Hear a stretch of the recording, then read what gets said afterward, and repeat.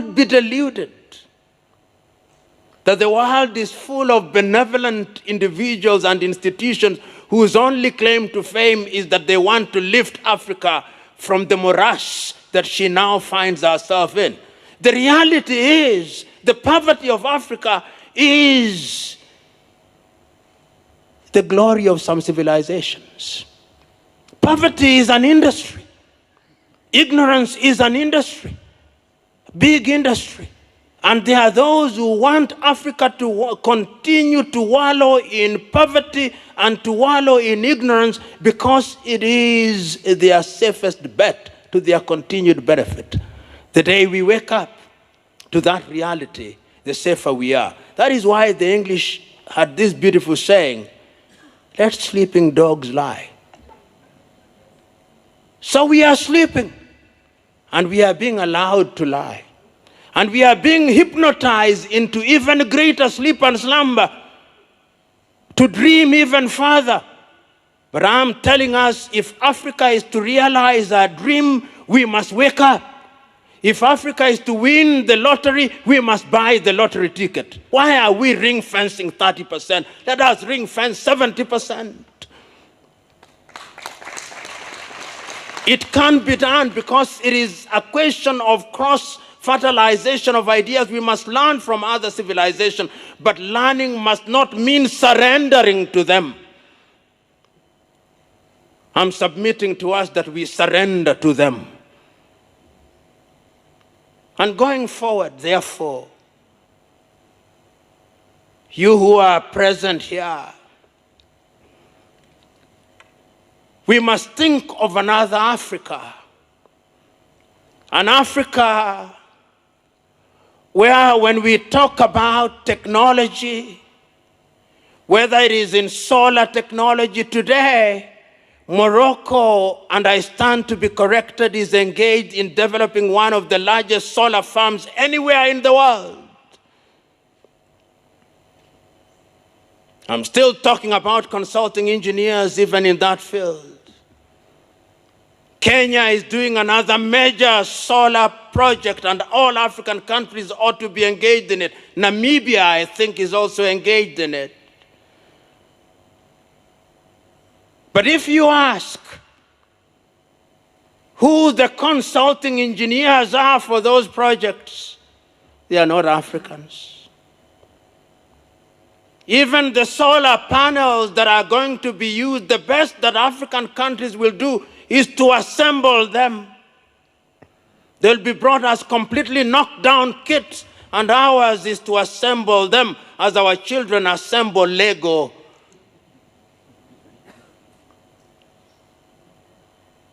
We are talking about water and water, which is an important thing, and water engineering. And we have consulting engineers in that regard. Even when we talk about water engineering and the drilling equipment, I know of no African country that makes water drilling equipment. Perhaps South Africa. South Africans correct me.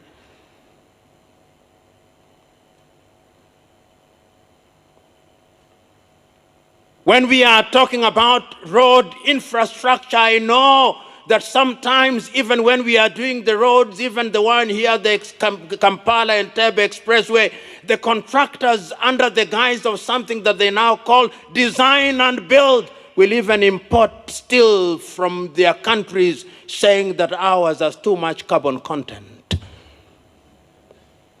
Sometimes even cement is imported because ours is claimed not to have certain ingredients.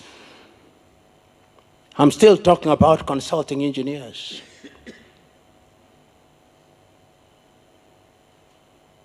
When we are doing our railways, we may celebrate them all we want, but when we receive the wagons, they are rehabilitated engines that belong to the museums alongside the spinning wheel. I'm submitting to us that The consulting engineer is important to Africa's growth and development. You cannot deny that. And I can see the vision. I can see what the African leaders were thinking about when they met in Addis Ababa, Ethiopia, and came up with Agenda 2063. They were looking at the engineer and they were saying that the engineer, well, if he is a civil engineer, let him be an African civil engineer who is aware of the African terrain. Let him be an engineer who is equipped with what he or she needs to grow Africa, so that when he or she is engaged in designing and ultimately presiding over the building of African roads, he knows he is our continent. That is what they were thinking.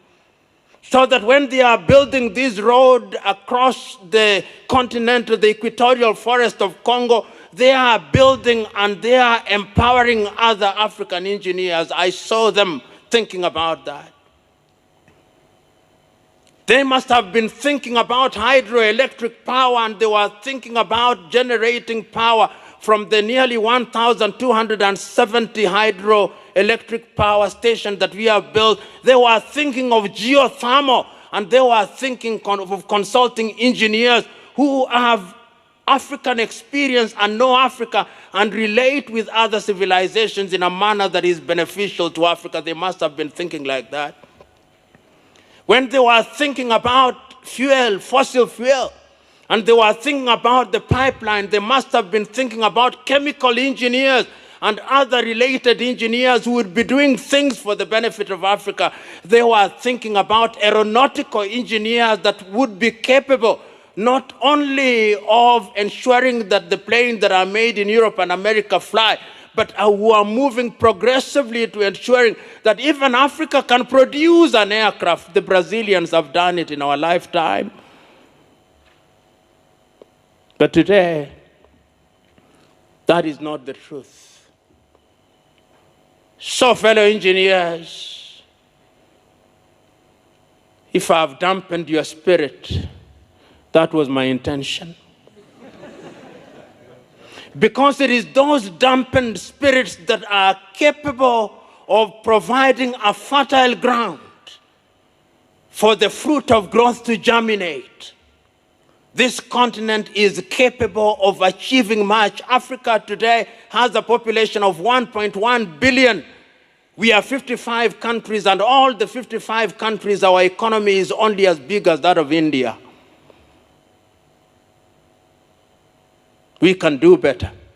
And if we are going to do better, I have no doubt in my mind that you great minds that are gathered here, because the minds that are present here are some of the best minds that Africa can offer. Let it not be business as usual.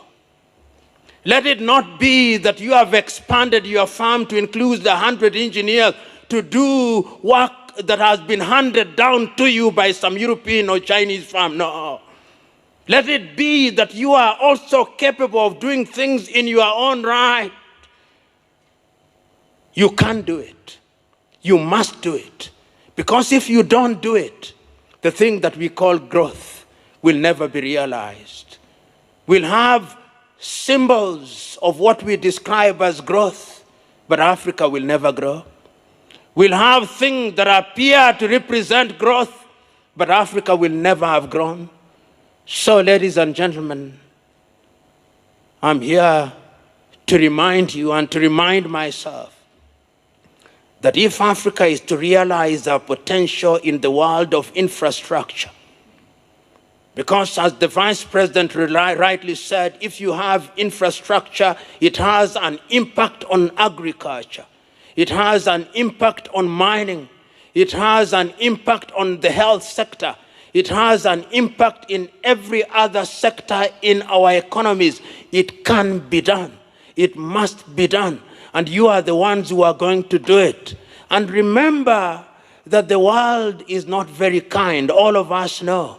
Every other person in every other part of the world is trying to ensure that they are at the top of the food chain. Where is Africa in the food chain? Are we at the bottom of the food chain, or we are at the top of the food chain? I am saying we are at the bottom, and going forward, we must fight our way to ensure that we are beginning to talk about things like nanotechnology. What are we teaching in our universities? Most of our universities, faculties of engineering have equipment that were used in Europe during the industrial age. I'm saying this rather melodramatically, but I'm making my point. We must change. There must be a linkage between the practicing consulting engineer and the universities. There must be a linkage between that and industry. It cannot be right that in this day and age, that linkage is not there. And I believe that under the aegis of Gamma and FIDIC, it can be done, and that deliberate efforts are going to be made to ensure that we move in that positive direction, so that Agenda 2063 is realized and the promises under the Sustainable Development Goals are also realized. I want to conclude this with this. Have you realized that several years ago we had something called the Millennium Development Goals? They were never achieved. So we have renamed them Sustainable Development Goals, and there are more now. So the truth is, Africa must also define her own problems, and having defined her own problems, must also find solutions to her own problem. Do not be cheated.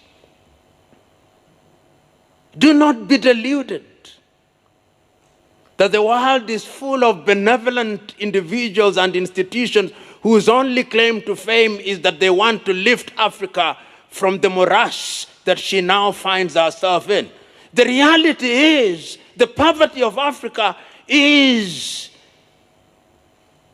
the glory of some civilizations. Poverty is an industry. Ignorance is an industry, big industry. And there are those who want Africa to continue to wallow in poverty and to wallow in ignorance because it is their safest bet to their continued benefit. The day we wake up to that reality, the safer we are. That is why the English had this beautiful saying, let sleeping dogs lie. So we are sleeping, and we are being allowed to lie. And we are being hypnotized into even greater sleep and slumber, to dream even further. But I'm telling us, if Africa is to realize our dream, we must wake up. If Africa is to win the lottery, we must buy the lottery ticket. God bless you.